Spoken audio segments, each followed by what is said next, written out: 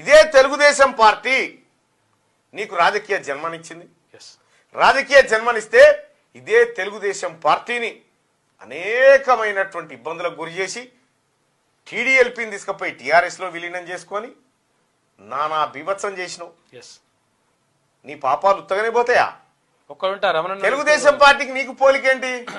Telugu Desam party Telangana రాష్ట్రమే కాదు ఉమ్మడి ఆంధ్రప్రదేశ్లో బీసీలకు రాజకీయ నాయకత్వాన్ని షేర్ చేసింది. అత్యధికంగా ఇచ్చింది. పటేల్ పట్వారీ వ్యవస్థను రద్దు చేసింది. తెలుగుదేశం పార్టీ మిగతా పార్టీలన్నిటికంటే గొప్పగా బీసీలకు న్యాయం చేసింది.